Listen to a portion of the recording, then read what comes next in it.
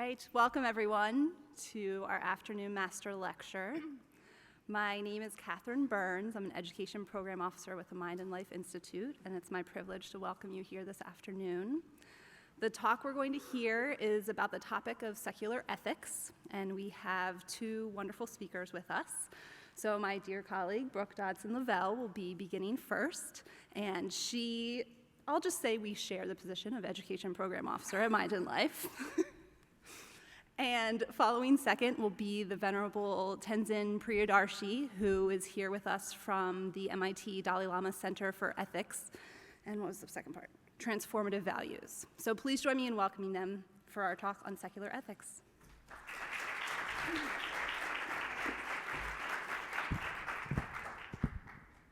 Thank you, Catherine. Can you all hear me okay? Kind of.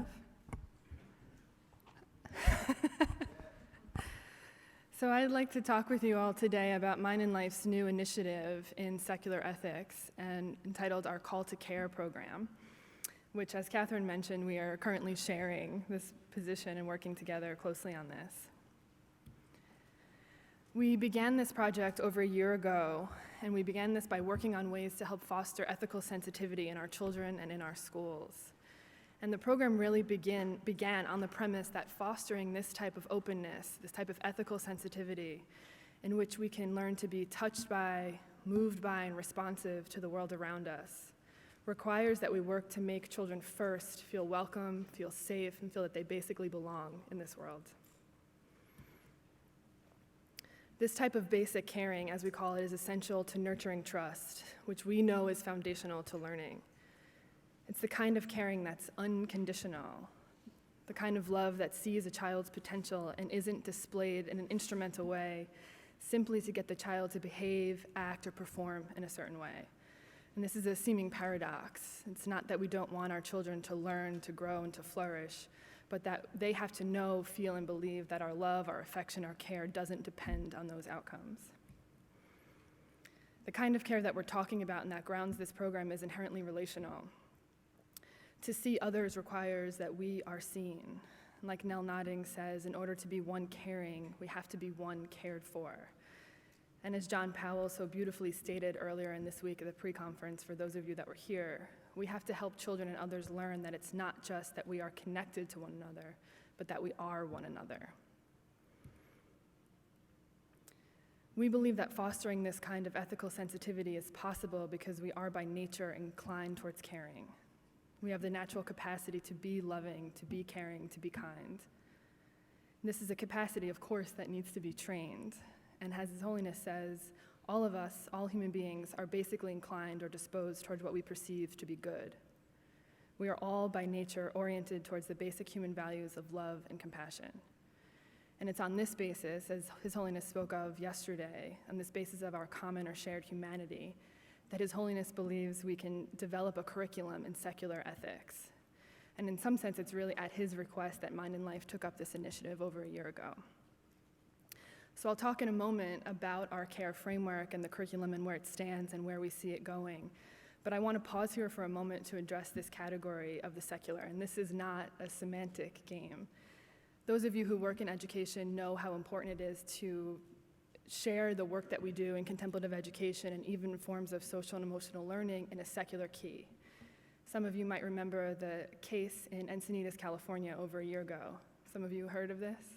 In which the school district was sued for introducing a yoga program funded by the Pattabhi Jois Foundation. And the plaintiffs in this case, a Christian family, sued because they felt that the yoga program could not be separated from the religious belief system in which it was developed.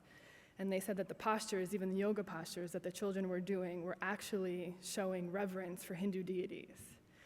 Those on the other side were sort of baffled because their children were coming home saying things like, "Today in class I practiced frog pose and pancake pose." And to them, they couldn't understand how this was a religious practice. And I raise this not to make fun because I actually think both sides have valid points, but to show that the secular is really a contested category. It's a really hot topic. And the secular is also not a thing. It's constructed in relation to religion, which is also not a thing. There are many religions, many religious traditions. The line between the secular and the religious is drawn in different ways, in different times, in different places, for different motivations, reasons, agendas, some obvious, some not so. And I think this is really important that we pay attention to this because this is not just about semantics, but where and how we draw the line between the secular and the religious impacts what we think is appropriate and possible in educational settings. It shapes our understanding of the goals of the work and also the solution or potential educational interventions that we might take on. So for example, we might frame our work, and as many do, in terms of contemplative practice, enhancing academic performance, helping children learn to sit still or be more quiet, right? Or we might frame this in terms of helping children feel more loved, seen, at ease. We might think that we're framing our work in rhetorical ways, and underneath that, we can sort of slip in practices.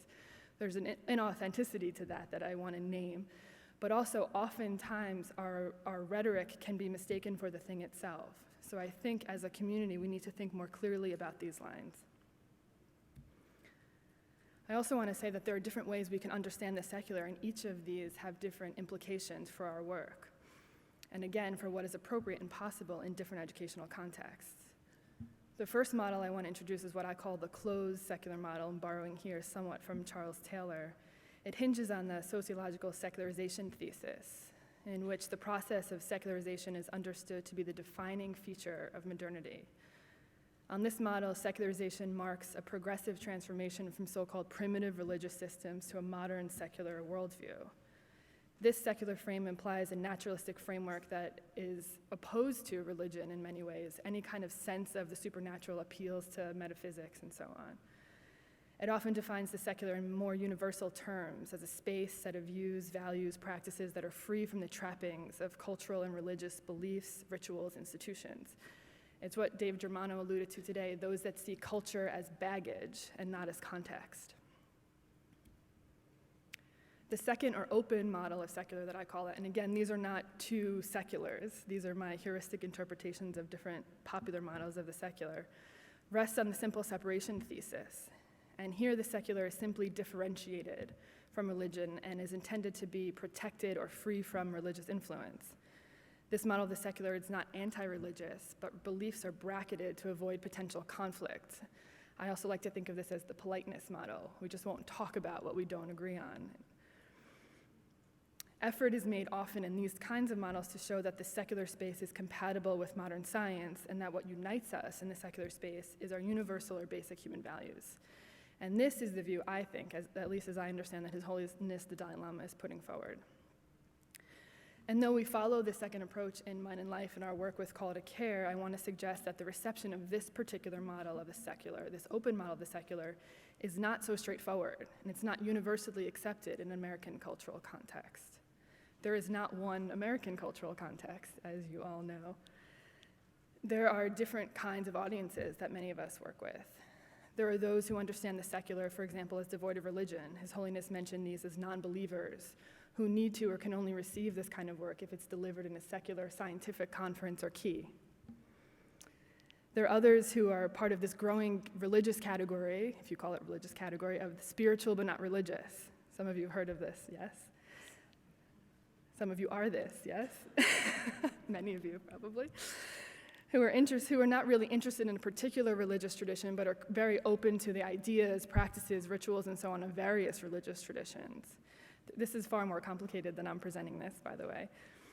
There are also others who are deeply spiritual and religious, and this is the category I want to highlight the most. There are those for whom common values or universal values, and I quote, are baby stuff. This kind of secular is actually devoid of the very beliefs, practices, motivation that actually bring life and meaning to their work. I'm reminded of Dr. Martin Luther King when I think of this, who talked about his work as learning to see the divine in others. And these ways in which we conceive the secular have huge implications for the motivation that others can come to this work with. So I think it's important to help us all think about the ways in which we frame the secular in our own work and the way in which we understand and relate to it. All of this little sort of diversion is to say that there are multiple audiences. There's not one American culture, as I said. I've had the privilege of living in different parts of the country, in New York and New Jersey, in Atlanta, Georgia, and now I'm on the West Coast, and there's no way I could get away with giving the same kind of class in any of those places, right? And those of you who are working in education know that there's not one student, there's not one classroom. You can't even give the same lesson twice. So part of what I'm raising here is a deeper need to meet context, to meet our audience in contextualized and really sensitive ways. And I think this also means that there can't be a universal curriculum. There certainly can't be a United States one, and there certainly can't be a global one. His Holiness joked yesterday about an American invasion. I do not think there can be an American invasion. I certainly don't think there can be a mind and life invasion in this way either. So what does this mean for us, for those of us in this room, possibly and beyond, who are involved in contemplative education, interested in bringing this kind of work into educational settings? I think it means that we can develop a framework together, as a global community even, a framework built on the basis of care and compassion as our shared values. But the actual curriculum, the actual work on the ground, so to speak, needs to be grown and often grown by those on the ground in very particular communities. And it has to be done with deep respect for and sensitivity to individuals in that community. In a sense, we have to practice what we preach. We actually have to learn to see others in these communities and respond to and be with them in ways that bring this work to life in their own key, so to speak. My fear, in a sense, is that this category of the secular can become an abstract universal. It can become devoid of and detached from the very heart of the work that we're all doing. So this is also kind of a caution to take care in some way. And I think the biggest challenge here is to find a way, and John Powell alluded to this earlier too in his talk, is that we need to learn to see what unites us as we also hold and honor difference. So not to erase difference in that way. This is a very delicate dance, and Dave Germano also alluded to that today in his talk about context. 5 minutes. Okay, so now let me talk briefly about our program called A Care and the framework. The framework is built on these 3 modes of care: receiving care, developing self-care, and extending care.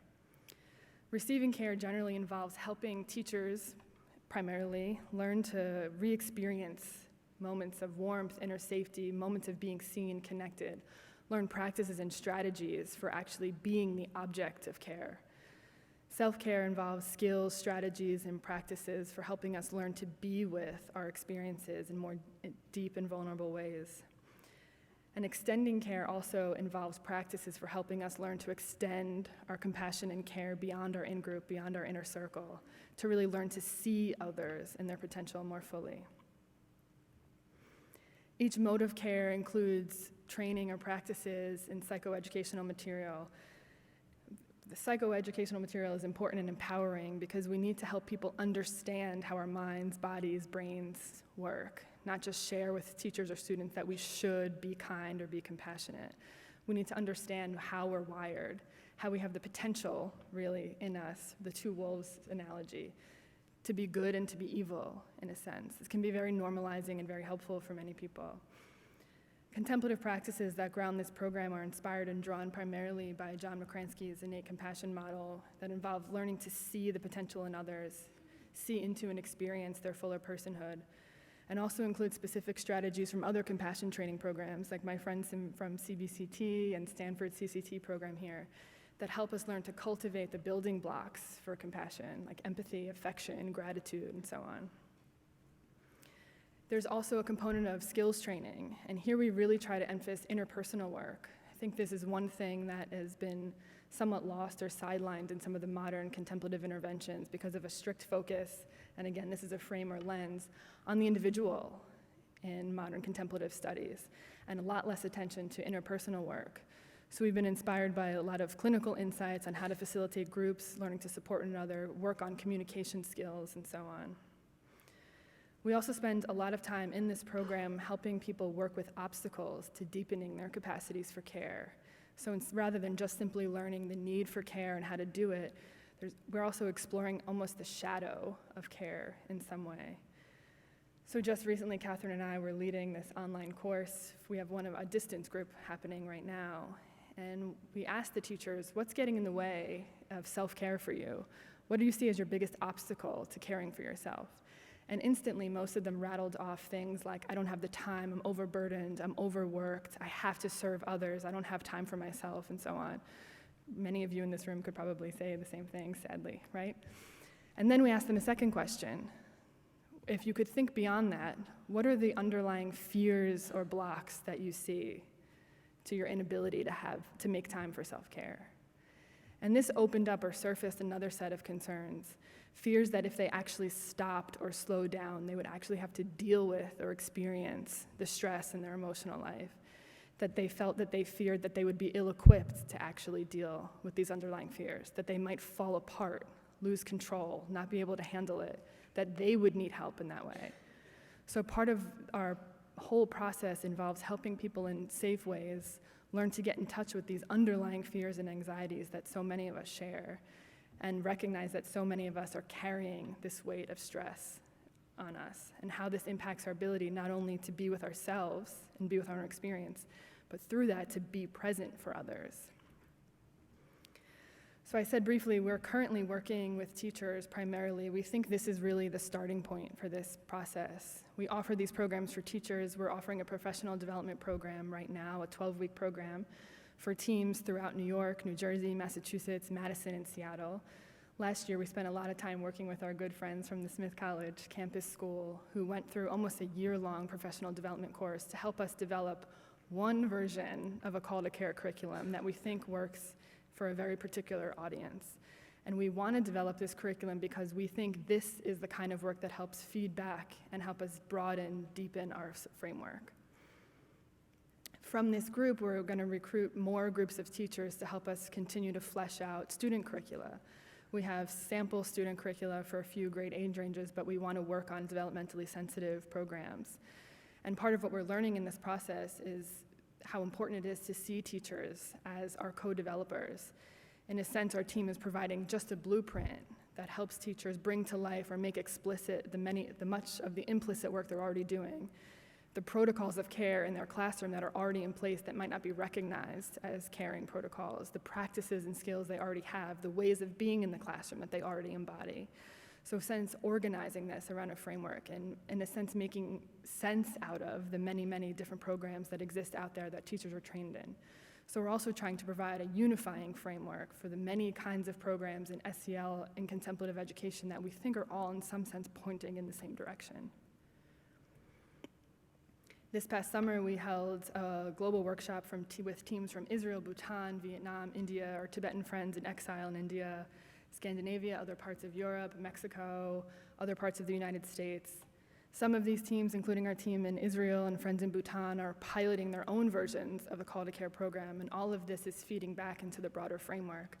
So over the next few years, we'll be working in a development phase where we're trying to extend and deepen this framework and at the same time start to learn the best practices on the ground and also stimulate research in this area, help other researchers like some of you in this audience that I recognize, help us develop measures for this, consider developmentally appropriate ways of teaching this kind of work, helping us assess the best pedagogical practices, help us learn and gain the insight into the nuances and different kinds of audiences that we can work with.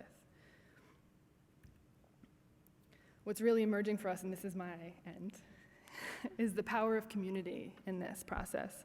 I mentioned that Catherine and I have been working with these teams online, and what's become clear to us really is the communities that are forming in this school are really what's carrying this program, really what's providing meaning, a safe haven, a sense of connection and community. The communities in themselves actually embody the model of the three modes of care, the ability for teachers to show up and care for others, to be part of a community, held in a community in which they can receive care. And so we're also looking to learn and deepen ways of enhancing this kind of work. And it's my hope that this work continues to grow in many ways, and yet I recognize at the same time that we have so much more to do, in large part because this kind of deep transformation involves much more than sitting on the proverbial cushion or thinking about care in our isolated classrooms. I think we have a lot to learn still from those who work in social justice, other activists who recognize deep structural issues of violence, racism, and so on in our educational systems. And while I think this kind of work can have profound ripple effects, I think it's naive to think that unless we're addressing the system simultaneously, that there will be radical transformation.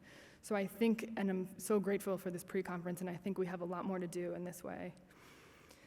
And I'll close by just saying we joined a community of this work. We are not the first to do this work. We joined a long, growing community of contemplative educators and others involved in this work, and I hope many others continue to do this and that it flourishes. So thank you to Mind and Life, our teams at Smith, and many of you I recognize in this audience who have been part of this great work. Thank you.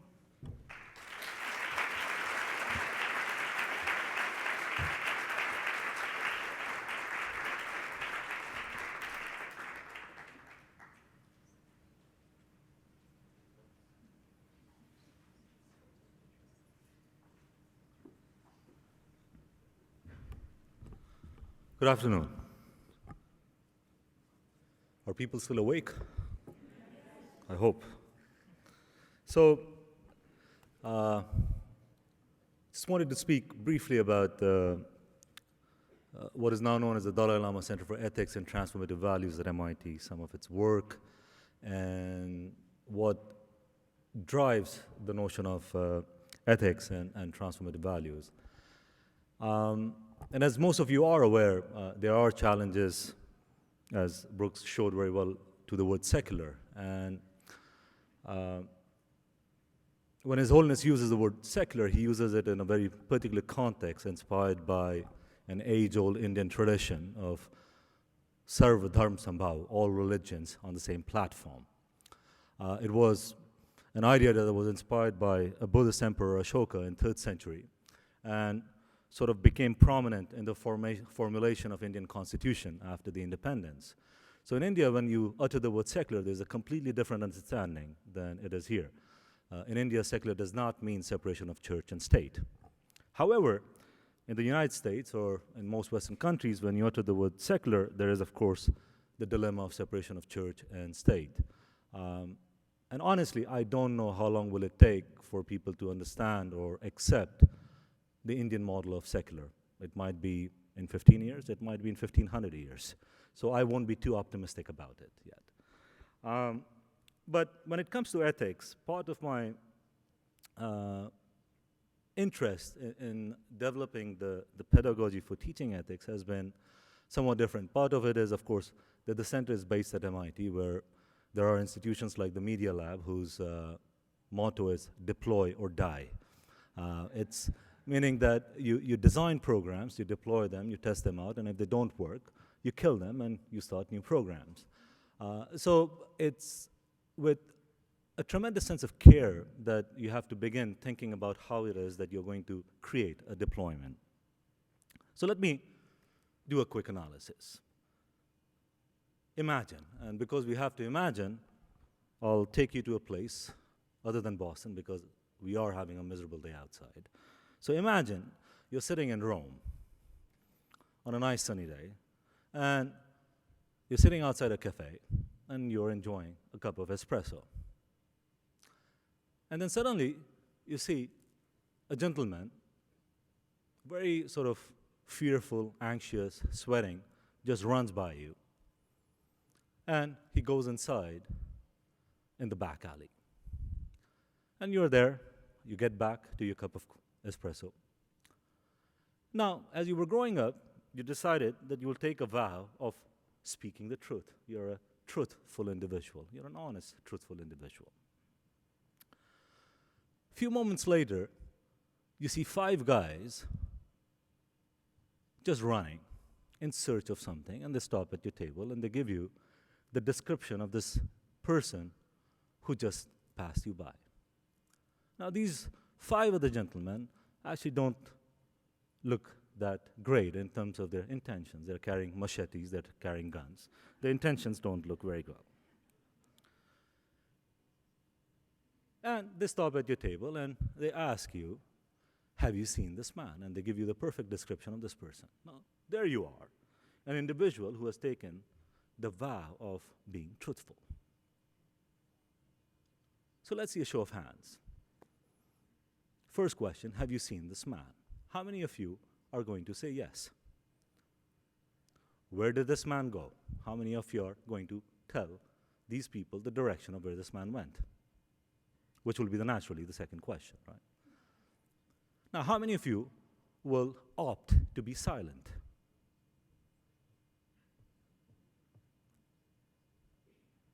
How many of you will opt to tell a little white lie, which is, I don't know?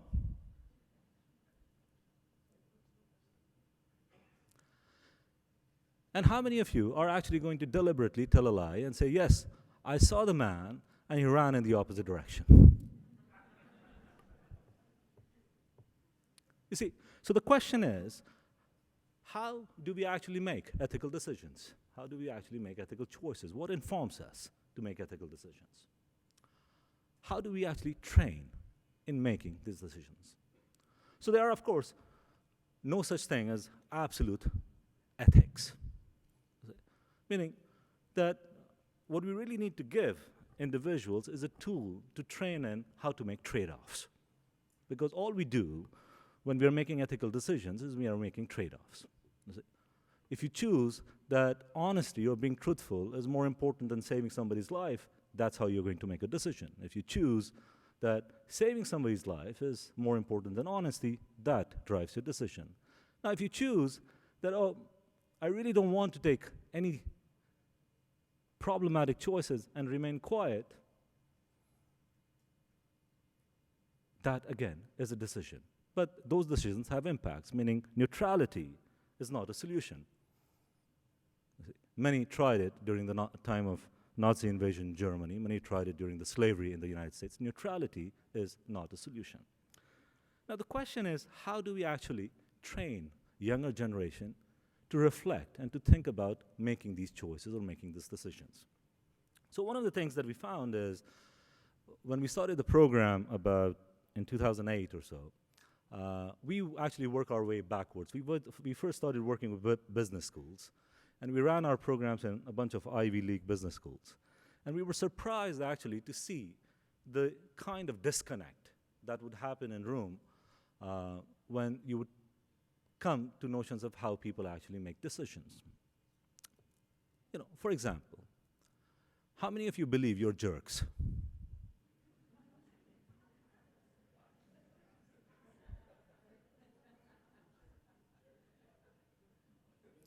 How many of you believe you're kind?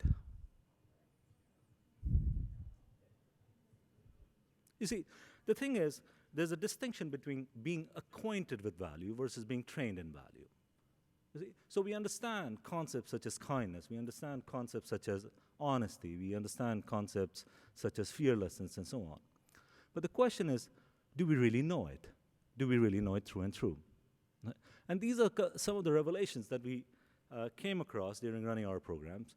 One of the things that I'll point you to is perhaps, we actually launched it just a couple of days ago. It's a Transformative Teachers program. It's on PBS Learning Media. It's a joint exercise. And it's a whole set of videos and curriculums that is going to continue to expand. And where we are just taking a few interactive exercises, and kids give their insights that how they use words like gratitude or forgiveness all the time without actually knowing what it really means, without knowing the implications of it. So creating conditions or creating kinds of methods where kids actually learn to reflect on these things.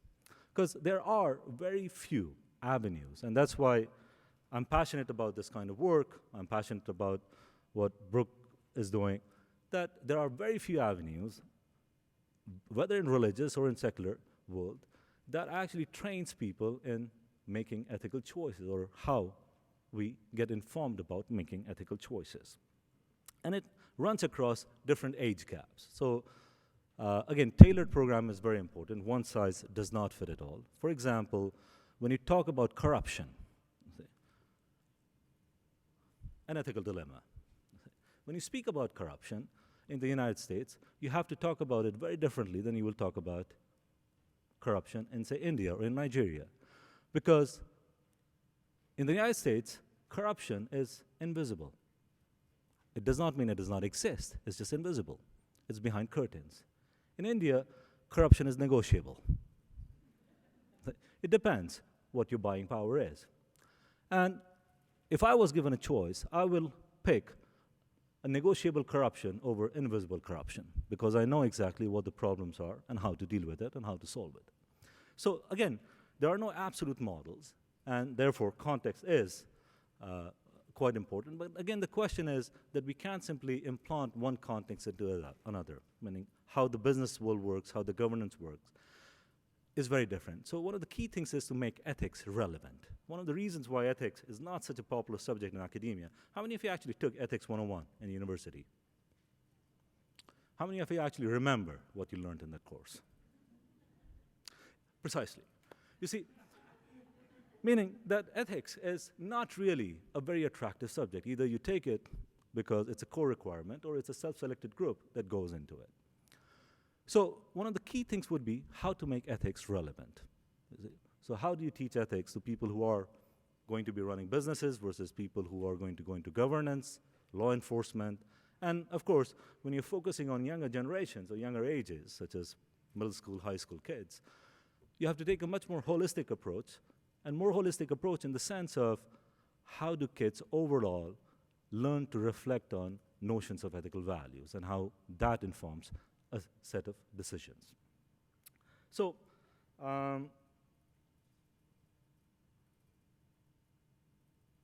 let me give you another example of a dilemma. So, in 2009, after the financial meltdown, of course, a lot of universities reacted. They reacted, especially the schools of management and business, because there was a global criticism that should business and schools of management actually claim to nurture global leaders. If you actually look at the mission statement of topmost business schools today in the world, they all have the word global leader. Okay. So there were these huge scholastic articles criticizing schools, that maybe the schools of management, maybe the schools of business should simply be satisfied by telling people that they train good managers. So the business schools took up the task, and they started reacting to it and putting in programs on ethics. So a lot of universities started their programs on ethics out of reaction. And I'll give you two cases, you see. Two cases of such reaction that did not go very well. One is the popular way of doing case studies. So you study the case of Enron, you study the case of BP. Students walk out of the classroom, you interviewed them, you took a survey, and you asked, what did you learn? And the response was, we learned not to become a whistleblower in corporate America, otherwise we'll never find a job. So you see, there are unintended consequences of how you teach ethics through case studies. Another issue that happened was actually a neighboring school, my alma mater, that shall remain unnamed. They decided to take a pledge, an ethics pledge, a community pledge. So the graduating class decided to take a pledge of being ethical business leaders. When was the last time such a community pledge worked? So there's an interesting analysis done by my colleague that was published in Wall Street, where he compared the pledges, ethics pledges, without training, again, made by schools, organizations, to virginity pledges in Midwest. It doesn't succeed. It's not very well thought through. So the crucial thing is, how is it that you're going to train individuals in a manner that is not prescriptive, that is going to be a reflective process? And so one of the things that the center at MIT tries to do is take a very transmedia approach, which is not to lecture on ethics, not just to create lecture environment on ethics. That's one of the most difficult things that our faculty member deals with, who have 25, 30 years of experience in lecturing something. And then they're asked to teach this particular curriculum, and we tell them, do not lecture. It's an exercise in restraint. We create video games, we create apps, because those are sort of the new tools that I think will be most valuable for younger generation. Most of us in this room, myself included, we are immigrants to technology. We are immigrants to internet. Okay. The younger generation are native to it. We have to learn to speak their language. So when we start designing certain learning and teaching platform around ethics, I think we have to take into account as to how is it that kids really learn, not how do we wish to teach them and what we wish to teach them. So these are some of the reflections I have. Of course, if you want to get some insight into the programs, the videos, demographics, we're in, I think, 8 countries right now. If you go to just thecenter.mit.edu, you will see a whole selection of videos, the programs, and the countries they are in. So thank you very much.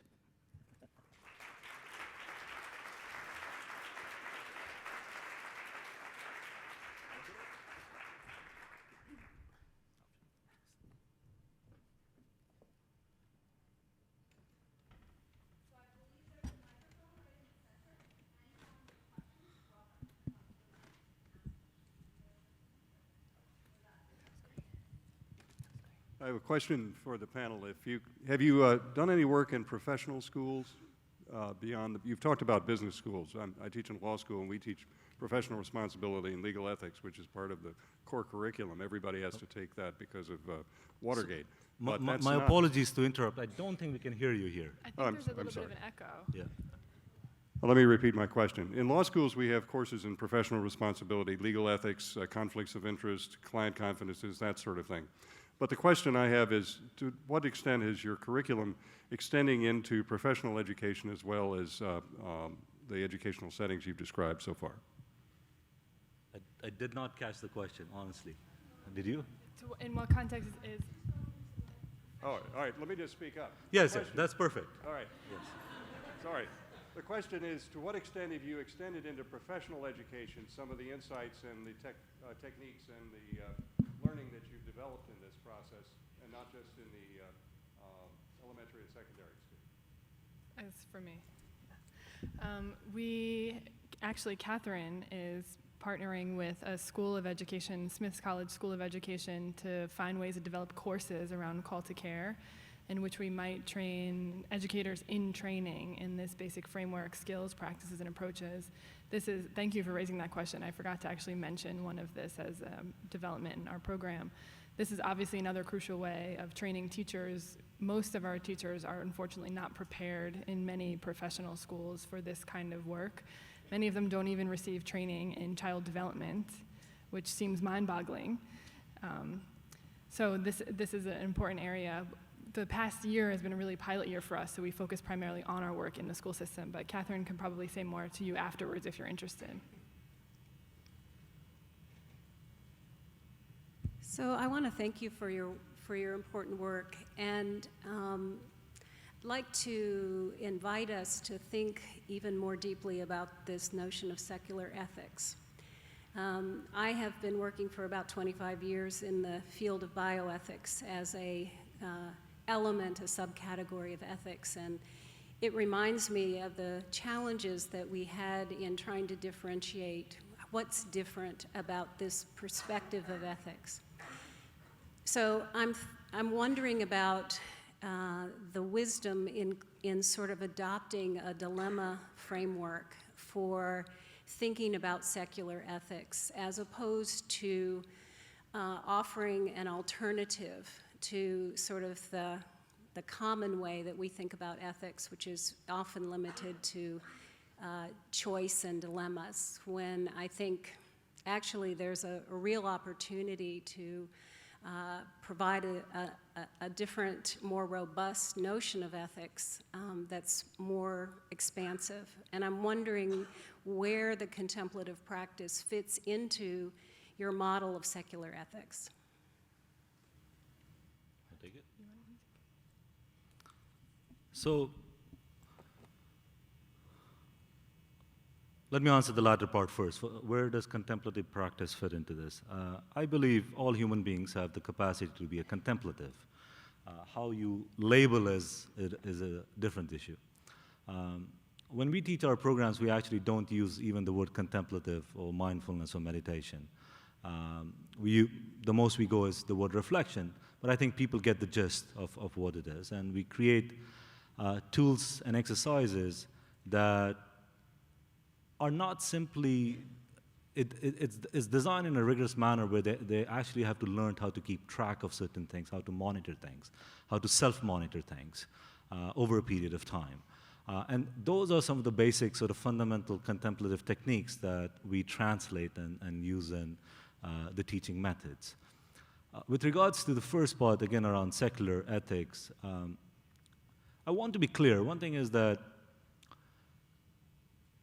I think we are latching on too much to the word secular ethics.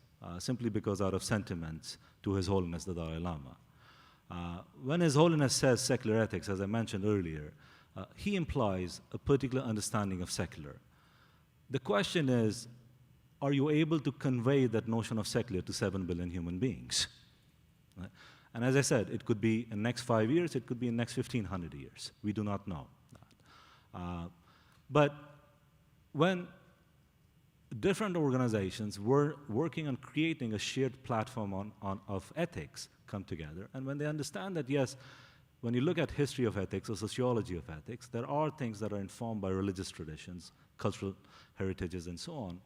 And there could be a shared sense of ethics and values that we could all somewhat agree upon and begin working with that. So one thing is, we could spend time simply dwelling on how to label the initiative, or we could spend time actually creating a platform of shared ethics and values and start working from that on, and hope that either because of sentiments or because of thorough understanding of the word secular, people will actually begin to accept the label of secular ethics.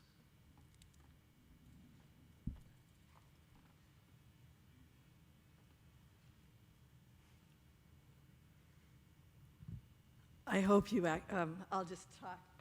I hope you actually do spend a little more time thinking about the impact of the word contemplative on uneducated people, on poor people, on fundamentalist Christians, on Fox News, who can be a resistor, number one.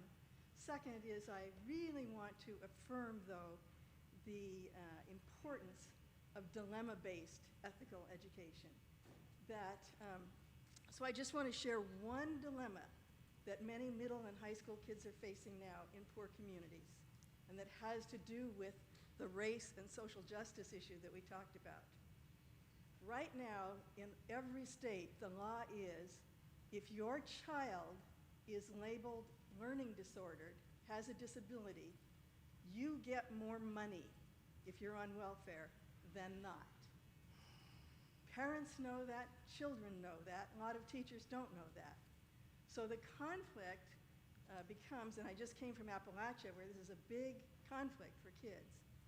If they succeed in school, if they go from not reading to reading, if they go from misbehaving to controlling their behavior, their family gets penalized. They lose the check. So that's the question, the ethical question for those kids. What do they do? Do they make a choice that will reduce the amount of money their family has for food, or make a choice to succeed in school? Just saying, I hope you'll address those kinds of ethical issues. Thank you. I think you're raising really good points, both on the contemplative and both on the dilemma-based work. Thank you.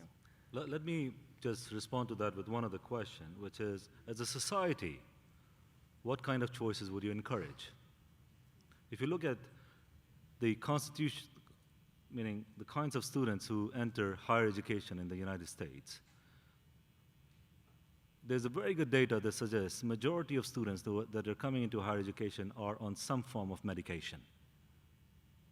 What does it tell us about our society?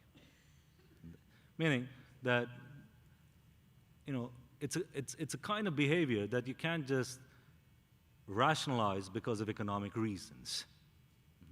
You have to also look at what will be the long-term impact of such behavior in society at large, meaning, do you want to create a society which is simply drug-dependent? That's an easy ethical question to answer. The hard one is, do you keep the money for your family, or do you fail in school or do you succeed? Well, I think those are the things that, again, it's the societal choices that drive these policies. Okay? So again, if the societal choice is such that, okay, we are not going to give more money to families because of learning disability, but to a third-party organization that monitors learning disability and provides the necessary services, perhaps we don't put the kid or the family in that dilemma.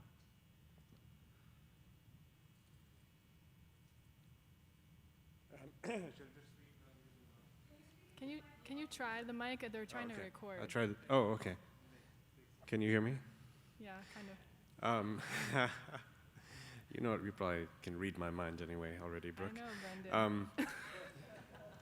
Well, first of all, thank you for 2 wonderful presentations, and thank you even more for the work that you're doing, which is so valuable and important in this world and for our future.